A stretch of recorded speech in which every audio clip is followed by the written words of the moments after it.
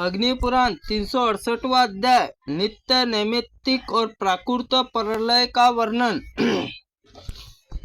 अग्निदेव कहते हैं, मुनिवर, प्रलय 4 प्रकार का होता है, नित्य, नैमित्तिक और प्राकृत और आत्यंतिक।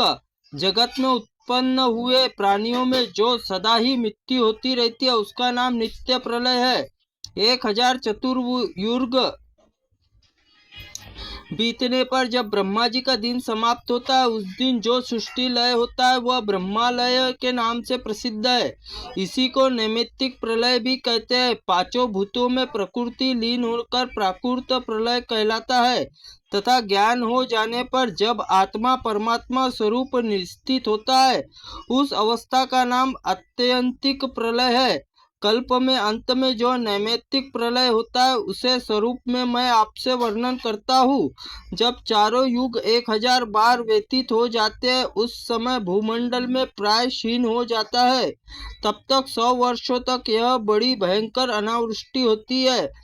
उससे भूतल संपूर्ण जीव जंतुओं का विनाश हो जाता है। तदनंतर जगत का स्वामी भगवान विष्णु सूर्य की 7 किरणों पर स्थित होकर पृथ्वी, पाताल और समुद्र आदि का सारा जल पी जाते हैं। इससे सर्वत्र जल सूख जाता है। तत्पश्चात भगवान की इच्छा से जल आहार करके पुष्टि हुई 7 किरणें 7 सूर्य रूप में प्रकट होती है। वे 7 सूर्य पाताल सहित समस्त त्रिलोक को जलाने लगती है।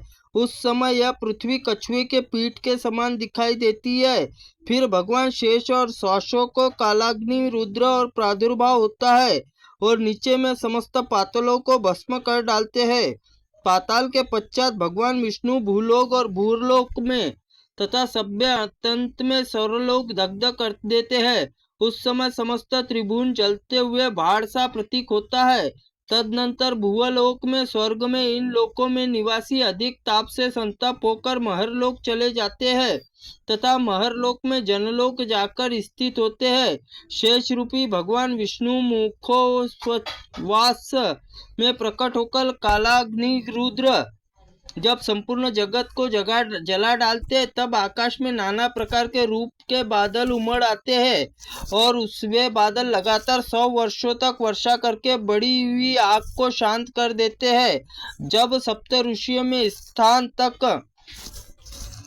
पानी पहुंच जाता है, तब विष्णु के मुख से निकली हुई सांस से 100 वर्षों तक प्रचंड वायु चलती रहती है जो उन बादलों को नष्ट कर डालती है। फिर ब्रह्मा रूपी भगवान उस वायु को पीकर एकार्णव के जल से शयन करते हुए उस समय सिद्ध महर्षि गण जल में स्थित होकर भगवान की स्तुति करते हैं और भगवान मधुसूदन वासुदेव संज्ञक आत्मा का चिंतन करते हुए अपने ही दिव्य मायामयी योग निद्रा से आश्रय लेकर कल्प तक सोते रहते हैं। तदनंतर जागने पर ब्रह्मा रूप में स्थित होकर पुनः जगत ब्रह्मा सृष्टि करते हैं। इसी प्रकार ब्रह्मा जी 2 पदार्थ का आयु में समाप्त हो जाती है। यह सारा स्थूल प्रपंच प्रकृति में लीन हो जाता है। इकाई दहाई क्रम से एक के बाद एक 10 गुण स्थान नियत करके यदि गुना करते हुए चले जाए तो 18वें स्थान पहुंचने पर जो संख्या बनती है उसे प्रदार्थ कहते हैं। प्रदार्थ का दूना समय व्यतीत हो जाने पर प्राकृत प्रलय होता है और उस समय वर्षा एकदम बंद हो जाने पर सब और प्रचंड अग्नि ज्वलित होती है और होने के कारण सब कुछ भस्म हो जाता है। महत्व तत्व से लेकर विशेष पर्यंत सभी विकारों के कार्यों का नाश हो जाता है।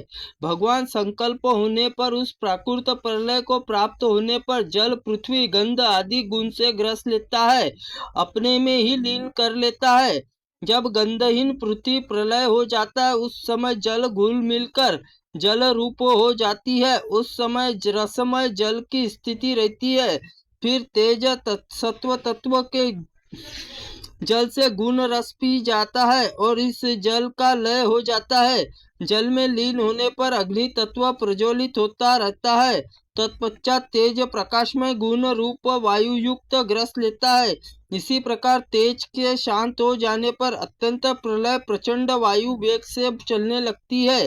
फिर वायु के गुण स्पर्श आकाश अपने में लीन लेता है। गुण के साथ वायु का नाश होने पर केवल नीरव आकाश मात्र रह जाता है। तदनंतर भूतादि तामस अहंकार आकाश गुण शब्द ग्रस लेता है तथा तेजस अहंकार इंद्रियों को अपने में लीन कर लेता है। इसके बाद महत्व तत्व अभिमान स्वरूप भूतादि तेजस अहंकार ग्रस लेता है।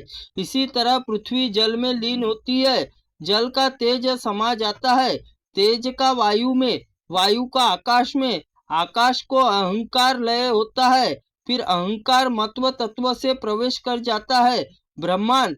अब मैं महत्व तत्व के प्रकृति ग्रस लेती है।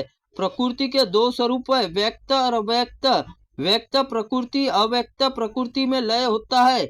यह एक अविनाशी शुद्ध स्वरूप और जो पुरुष वह भी परमात्मा का अंश है। अंत में प्रकृति और पुरुष ये दोनों परमात्मा में लीन हो जाते हैं। परमात्मा सत्व स्वरूप ज्ञेय ज्ञानमय है और वह आत्मा बुद्धि आदि से सर्वदा परे है।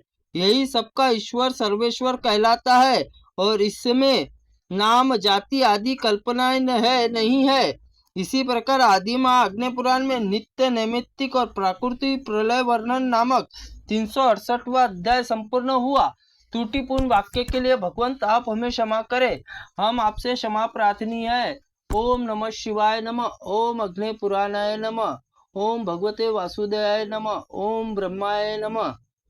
ओम नमो निशाय नमः शिवाय नमः।